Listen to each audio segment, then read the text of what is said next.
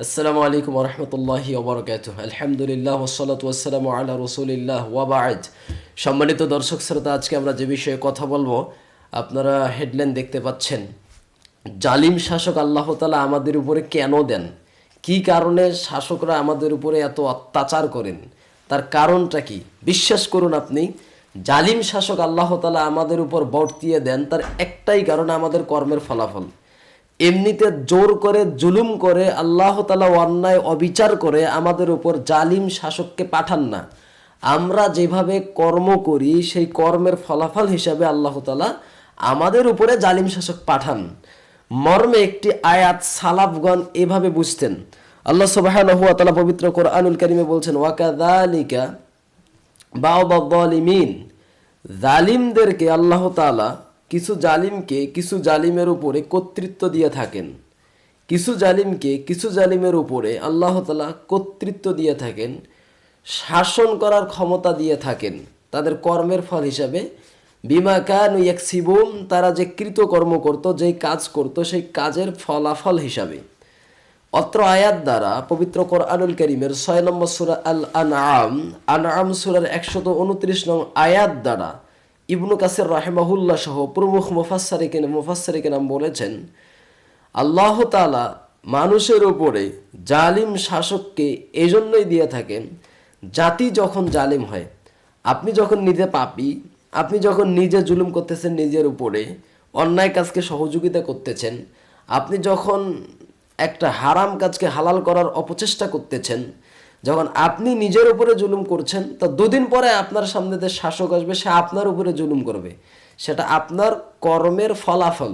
একথা আল্লাহ তাআলা বলেন।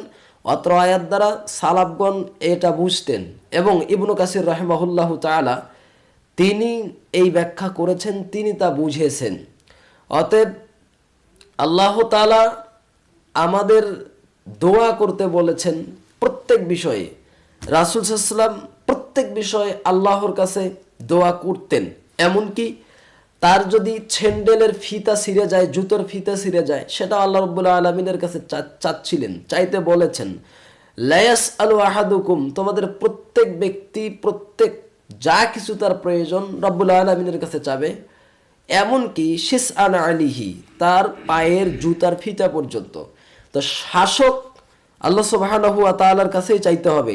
কেমন শাসক হলে আমাদের ভালো হবে সেটা আল্লাহ ভালো জানে। রাসূল সাল্লাল্লাহু আলাইহি ওয়াসাল্লাম দোয়া করতে বলছিলেন, আল্লাহুম্মা লা তুসাল্লিত আলাইনা, হে আল্লাহ তুমি এমন কাউকে আমাদের উপরে কর্তৃত্ব দান করো না, এমন শাসক আমাদের উপরে কর্তৃত্ব আকারে পাঠাইও না, লা ইয়ারহামনা, যেই শাসক আমাদের উপরে দয়া করে না।